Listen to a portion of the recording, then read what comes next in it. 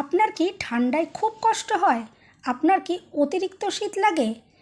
শীতকাল পড়তেই শীতে একদম কাবু হয়ে যান? স্নান করতে পারেন না, কোনো কাজ করতে পারেন না, বাইরে বেরোতে পারেন না বা সকাল সকাল উঠতেও পারেন না? তাহলে ওষুধ ছাড়াই পাতে রাখুন এই রেসিপিটি। এই হাড় কাঁপানো ঠান্ডায় আপনাকে কাবু করতে পারবে না। খুব কম সময় কম উপকরণে বানানো যায়, খেতেও অসাধারণ। সম্পূর্ণ ভিডিও দেখতে থাকুন। রেসিপি ভালো লাগলে লাইক, শেয়ার, কমেন্ট ও সাবস্ক্রাইব করে পাশে থাকবেন। দেখে নেওয়া যাক আজকের রেসিপি।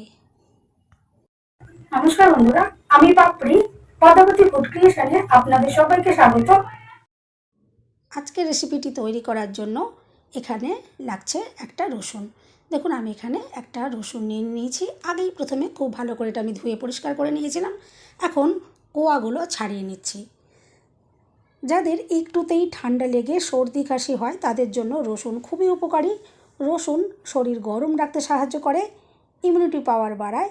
এছাড়া রসুনের প্রচুর গুণাগুণ রয়েছে। আর স্বাদ গন্ধ যে বাড়ায় সে তো আর বলার অপেক্ষা রাখে না, আমরা প্রত্যেকেই জানি। দেখুন একে একে রসুনের কোয়াগুলো আমি দেখুন একটু ছাড়িয়ে রেডি করে নিচ্ছি। আর এই রেসিপিটি এতই টেস্টি তৈরি হবে, বাড়ির প্রত্যেকেই কিন্তু খুবই খুশি হয়ে খাবে আর সকলের জন্যই এটা উপকারী হবে। দেখুন আমি কথা বলতে বলতে রসুনের কোয়াগুলো ছাড়িয়ে এভাবে রেডি করে নিলাম। আর আমি আমার প্রয়োজন মতো এখানে নিলাম। আপনারা যে যতটা পরিমাণে তৈরি করবেন সেই পরিমাণে এখানে ইউজ করবেন। এরপর নিয়েছি কিছুটা কালো জিরে। কালো জিরে বিভিন্ন রোগের ক্ষেত্রে একদম মেডিসিনের মতো কাজ করে। শুধু যে রান্নার স্বাদ ও সুগন্ধ বাড়ায় তা নয়, ইমিউনিটি বুস্ট করে, এই প্রচণ্ড শীতের হাত থেকে আমাদের রক্ষা করে। আর দেখুন নিয়েছি কয়েকটা কাঁচা লঙ্কা। কাঁচা লঙ্কা আমি পরিষ্কার করে আগেই দেখুন ধুয়ে নিয়েছিলাম। আর ঝাল আপনারা নিজেদের পছন্দ মতন এখানে ব্যবহার করবেন। কাঁচা লঙ্কায় প্রচুর পরিমাণে ক্যালসিয়াম রয়েছে, আমরা তো প্রত্যেকেই জানি। এটাও কিন্তু আমাদের ঠান্ডার হাত থেকে রক্ষা করে। এরপর দেখুন আমি এই উপকরণগুলো একটু রেডি করে নিয়েছি। এরপর গ্যাস জ্বালিয়ে একটা কড়াই বসিয়ে দিলাম।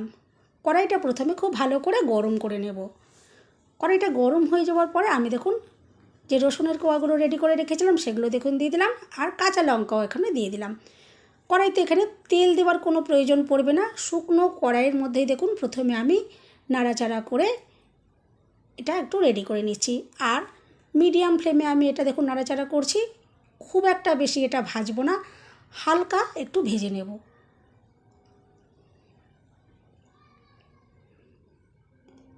দেখুন রসুনের গায়ে একটা হালকা একটু দাগ এসে গেছে, হালকা এগুলো ভাজা হয়ে গেছে। আমি দেখুন হালকা ভেজে নেওয়ার পর এরপর গ্যাসের ফ্লেমটা একদমই লো করে দিয়েছি। আর দিয়ে দিলাম কালো জিরে।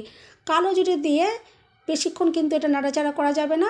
এটা মাত্র কয়েক সেকেন্ডের জন্য একটু নাড়াচাড়া করে নিতে হবে, কারণ কালো জিরে যেন পুড়ে না যায় কোনো মতেই।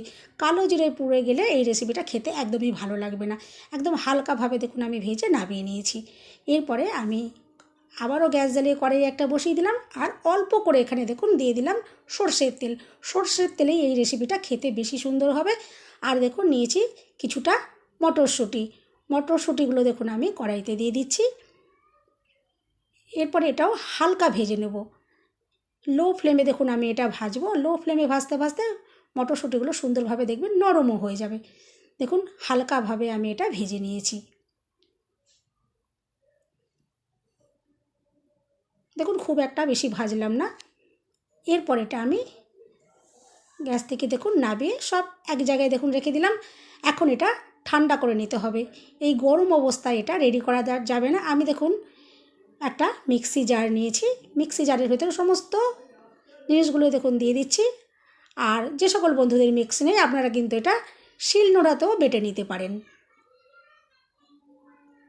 এরপর দেখুন দিয়ে দিলাম স্বাদ মতো নুন। আর যেহেতু মিক্সিতে আমি এটা বাটবো সেই জন্য দেখুন দিয়ে দিলাম অল্প করে একটু জল। আর যদি এটা শিলনোড়ায় বাটেন তাহলে কিন্তু জল দেবার কোনোই প্রয়োজন পড়বে না। এখন মিক্সিতে এটা আমি পেস্ট বানিয়ে নেব।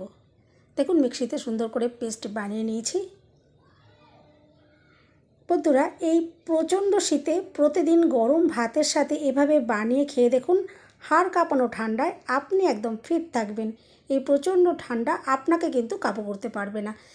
দেখুন চাইলে কিন্তু এটা এভাবেই খাওয়া যেতে পারে, কিন্তু যারা একটু টেস্টি করে খেতে চাইবেন তার জন্য আমি একটু দেখিয়ে দিই। গ্যাস জ্বালিয়ে দেখুন আমি আবারও কড়াই বসিয়ে দেব, আর দিয়ে দিচ্ছি অল্প করে একটু সর্ষের তেল। সর্ষের তেলে স্বাদটা বেশি ভালো আসবে, আর সুন্দর যাতে একটা ফ্লেভার আসে তার জন্য আমি এখানে দিয়ে দিচ্ছি একটা শুকনো লঙ্কা। আমি দেখুন একটু টুকরো করে এখানে ভেঙে দিয়ে দেব। এতে তেলের মধ্যে সুন্দর একটা ফ্লেভার আসবে।